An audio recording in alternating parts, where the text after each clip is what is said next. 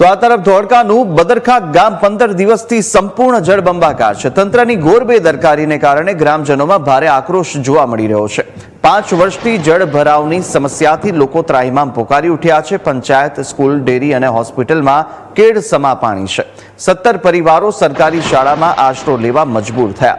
MLA કે અધિકારીઓ મુલાકાતે ન આવ્યાનો પણ આક્ષેપ કર્યો છે। સરપંચની રજૂઆતો છતાં સરકારી તંત્ર સાવ નિષ્ક્રિય છે। 10 દિવસથી નિરાશ્રિતોને રોટલી પણ નસીબ નથી થતી। શિવલહેરી ગ્રુપ દ્વારા દાળ ભાત, કઢી ખીચડીની વ્યવસ્થા અને તંત્રની ઉપેક્ષાથી રોષ જોવા મળી રહ્યો છે, ત્યારે તાત્કાલિક રાહતની પણ ઉગ્ર માંગ કરવામાં આવી રહી છે।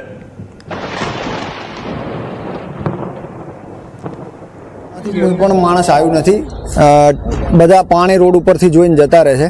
હવે તમારી પાછળ જોઈ રહ્યા છો પ્રાથમિક શાળા છે।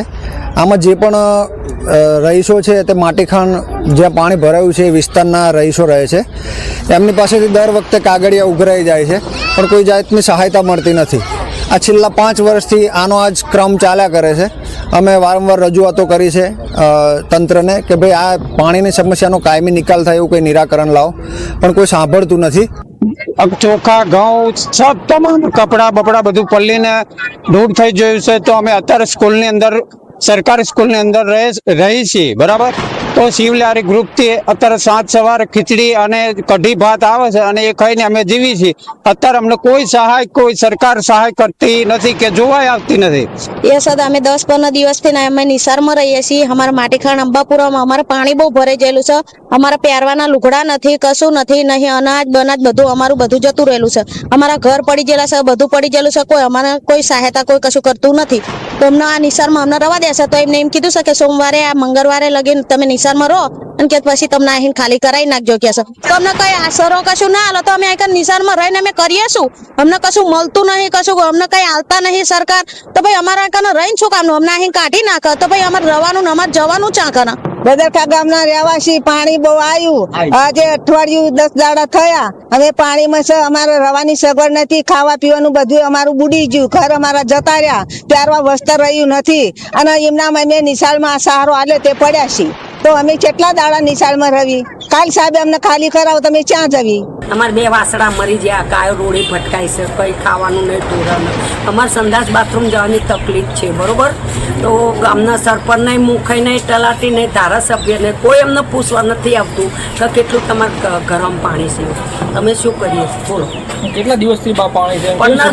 15 દિવસથી અને હજુ કેટલા દિવસ રહેશે કોને ખબર છે। અને બા આપણે પાણી ભરાવાથી કેવી સમસ્યાઓ થઈ છે ગામમાં? બહુ અમારા બારીઓનો વધારે જ થઈ। મારે ખેતરમાં જવાની, ઘરે આવવાની બહુ તકલીફ છે। છેલ્લા 15 થી 20 દિવસથી એટલું પાણી ભર્યું છે કે જેની કોઈ સીમા નહીં। ટ્રેક્ટર લઈને નીકળીએ, હવે મારી જોડે તો કોઈ સાધન નહીં, હું ટ્રેક્ટર કેમનું લઈને ઘરે જઉં, ખેતરમાં જઉં? મારા ભાઈ ખેતરમાં રહેશે, હવે એનું ટિફિન મારે કેમનું પહોંચાડવું? હવે કોઈ તંત્ર કે કોઈ રાજકારણ વાળો કે કોઈ સરપંચ કે કોઈ તલાટી કોઈ હજુ સુધી અહીંયા તપાસ કરવા માટે નહીં આવ્યું કે તમારા દલિતવાસમાં કેટલું પાણી છે। બદરખા ગામમાં આટલું બધું પાણી ભરાયું છે, બરોબર। 15 દિવસથી લગભગ 23 તારીખનો વરસાદ ચાલુ થયો છે, ત્યારનું પાણી આ બધું ભરાયું છે અને કોઈ જવાનો નિકાલ છે નહીં। પૂરા ગામમાં પાણી ભરાયું અને પીવાના પાણીનો બહુ તકલીફ પડે છે।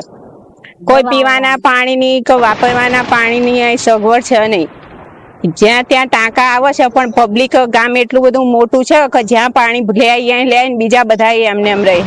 આ બધી તકલીફોનો કોઈ સમસ્યાનો નિવારણ આવે એવું કંઈક કરવું જોઈએ, બરોબર।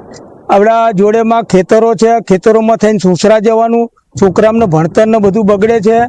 અત્યારે હાલ કોઈ વ્યવસ્થા નથી, કોઈ ગામમાંથી આવતું નથી। પાણી અમે ટાંકા મંગાવીને લઈએ છીએ અને કોઈ જગ્યાએ કોઈ વ્યવસ્થા થવા દેતા નથી। અન્ન બધું પતી ગયું, કોઈ જગ્યાએ કોઈ વ્યવસ્થા છે નહીં, કોઈ આવતા નથી, કોઈ ખબરે પૂછતા નથી। હવે અમારે શું કરવું એ મને સમજાવો। હાલ તો મારે હું પગથિયાથી કોરોકોરોને આવ્યો હતો, પછી કસરાયો એટલે મારે તો હતું એટલું આવી ગયું આગળ, અને આગળ કોઈ નિકાલ જ નથી। અને આ પાછળનો એટલો માર છે ને, એના કારણે આ પાણીનો માર અમારા ઘર આગળ આવે છે, અને અમારે શું કરવાનું યાર? કોઈ તંત્ર આવ્યું જોવા? કોઈ કશું નહીં, કાંઈ નહીં। સરપંચ એમ કે છે પાણી જાય પછી નિકાલ કરું, તો શું કરવાનું? આ વરસાદી માહોલની અંદર અમારા ગામની અંદર પુષ્કળ પાણી ભરાયેલું છે અને અત્યાર સુધીમાં કોઈ તંત્ર, ધારાસભ્યથી માંડીને કોઈ તંત્ર વાળા કોઈ અમારી ખબર લીધી નથી। છેલ્લા 10 દિવસથી પાણીની ખૂબ જ સમસ્યા છે. તો હમણાં 3-4 દિવસથી ટેન્કરો ચાલુ કર્યા છે. ટેન્કરથી લોકોને પાણી આપે છે. તો અમદાવાદ ગ્રામ્યમાં જે ધોધમાર વરસાદ વરસ્યો હતો જેના કારણે વરસાદે તરાજી સર્જી હતી, ત્યારે આ વરસાદ બંધ થયો અને દિવસો થઈ ગયા છે. તેમ છતાં હાલ ધોળકા તાલુકાના બદરખા ગામ હજુ પણ બેટમાં ફેરવાયેલું છે. આખા ગામમાં જે વરસાદી પાણી છે તે છાતીસમાં પાણી હાલ પણ ભરાયેલા છે. સ્કૂલોમાં, સરકારી દવાખાનામાં, લોકોના ઘરોમાં હાલ પણ પાણી છે, પણ આ પાણીના નિકાલની હજુ પણ કોઈ વ્યવસ્થા કરવામાં નથી આવી. સ્થાનિક લોકોના જણાવ્યા અનુસાર કે તંત્ર પણ અહીંયા કોઈ પૂછપરછ કરવામાં નથી આવ્યું. આપ જોઈ શકો છો દ્રશ્યોમાં, હાલ આ બદરખા ગામ છે તેનો જે મેઇન રસ્તો છે, બદરખા ગામની અંદર જવાનો જે રસ્તો છે ત્યાં પાણી ભરેલા છે અને ગામના લોકોને અવર જવર કરવા માટે ફક્ત ટ્રેક્ટર એક જ સહારો છે.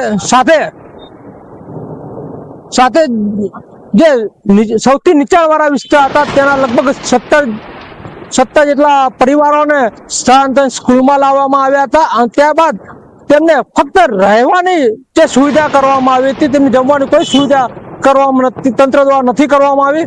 સાથે જે શિવલહેરી ગ્રુપ છે તે શિવલહેરી ગ્રુપ દ્વારા તેમને 2 ટાઈમ જે જમવાનું આપવામાં આવે છે અને ત્યાંના સ્થાનિકો જે રહેવાસી છે તે સ્કૂલમાં સ્થળાંતર કરવામાં આવે છે. જે ગરીબ મધ્યમ વર્ગના માણસો છે તેમને 10 દિવસની રોટલી પણ ભાળી નથી અને સ્થાનિકોની માંગ છે કે તંત્ર આ બાજુ જોવે અને પાણીનો નિકાલ જલ્દીથી કરવામાં આવે. Dharmendra Prajapati, news capital, Dholka.